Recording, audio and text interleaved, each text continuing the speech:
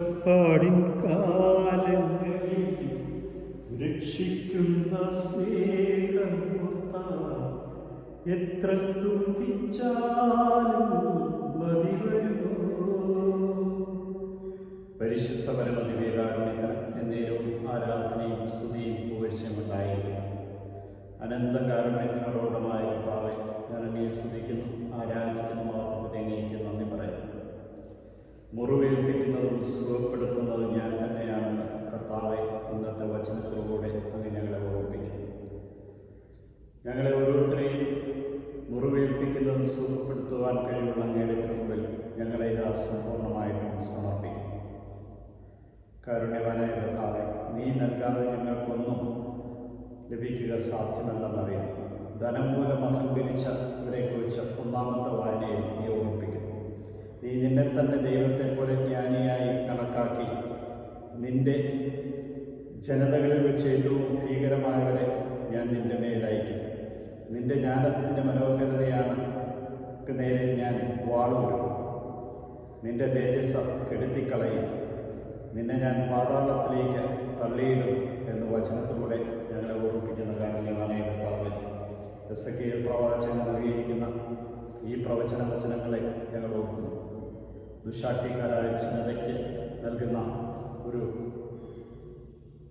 മുന്നറിയിപ്പായിട്ട് Ezekiel പറഞ്ഞ വചനങ്ങളാണ്. കർത്താവെ, ഇതാ ധനവാൻ സ്വർഗരാജ്യത്തിൽ പ്രവേശിക്കുക ദുഷ്കരമാണെന്ന വചനത്തിലൂടെ ഞങ്ങളെ ഓർമ്മിപ്പിക്കുന്നു. അങ്ങനെയാണെങ്കിൽ ആർക്ക് സ്വർഗരാജ്യത്തിൽ പ്രവേശിക്കാൻ കഴിയും? കർത്താവെ, നീ പറയുന്നു, എൻ്റെ നാമത്തെ പ്രതി ഭവനത്തെയോ സഹോദരന്മാരെയോ പിതാവിനെയോ മാതാവിനെയോ വയലുകളെയോ പരിത്യജിക്കുന്നതിന് അത് 100 ഇരട്ടിയായിട്ട് ലഭിക്കുമെന്ന്. നിന്നെ സമ്പൂർണ്ണമായിട്ടും ചേർത്ത് പിടിച്ചുകൊണ്ട് എൻ്റെ ജീവിതത്തെ മുന്നോട്ട് നയിക്കുവാൻ കൃപ നൽകി അനുഗ്രഹിക്കണം. വിശുദ്ധ ബർണാദിൻ്റെ തിരുനാൾ തിരുസഭ ഇന്ന് ആഘോഷിക്കുന്നു.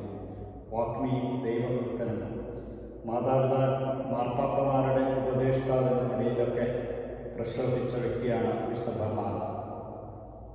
136 ആശ്രമങ്ങൾ സ്ഥാപിച്ചു പല രാജ്യങ്ങളിലായി പരിശുദ്ധരാക്കി എന്ന പ്രാർത്ഥന എഴുതി. എത്രയും ദയുള്ള മാതാവേ എന്ന ജപവും ബർണാഡ് എഴുതിയത്. പരിശുദ്ധരാക്കി കരുണയുള്ള മാതാവേ എന്ന പ്രാർത്ഥനയിൽ അവസാനത്തെ വരികൾ എഴുതിക്കൊണ്ട പരിശുദ്ധ അമ്മയിലൂടെ അങ്ങ് മഹത്വപ്പെടുത്തിയ വിശുദ്ധ ബർണാഡിൻ്റെ തിരുനാളിൽ ഞങ്ങളും പരിശുദ്ധ അമ്മയോട് ചേർന്ന് അങ്ങയെ വാഴ്ത്തി സ്തുതിക്കുന്നു. ഈ ലോകത്തിലുള്ള എല്ലാത്തിനേക്കാളുപരി നീയാണെന്ന്, നീ എല്ലാം എടുത്തുകൊള്ളുക, എൻ്റെ ആത്മാവിനെ നീ രക്ഷിക്കണമേ എന്ന് കർത്താവെ ഞാൻ പ്രാർത്ഥിക്കുന്നു. Hallelujah, hallelujah. കർത്താവെ, സ്തുതി, ആരാധന മാത്രം. കർത്താവെ, മഹത്വം, മഹത്വം, മഹത്വം ഞങ്ങൾക്കല്ല കർത്താവെ, ഞങ്ങൾക്കല്ല, നിൻ്റെ തിരുനാമത്തിന് മഹത്വം ഉണ്ടായിരിക്കട്ടെ. എല്ലാത്തിന്മേലും ഒഴുകി ധനം മാത്രം ലക്ഷ്യമാക്കി ജീവിക്കുന്ന എല്ലാവരെയും സമർപ്പിക്കുന്നു. ആത്മാവിനെ നഷ്ടപ്പെടുത്താതെ അങ്ങേ മഹത്വപ്പെടുത്തുവാൻ കൃപ നൽകിയിരിക്കണം. ഈശോയെ, ഇന്ന് ഈ ദിനത്തെ സമ്പൂർണ്ണമായിട്ടും ഞാൻ സമർപ്പിച്ചുകൊണ്ട് ഞാൻ അങ്ങേ ആരാധിച്ച് സ്തുതിച്ച് മഹത്വപ്പെടുത്തി അങ്ങേയ്ക്ക് നന്ദി പറയും.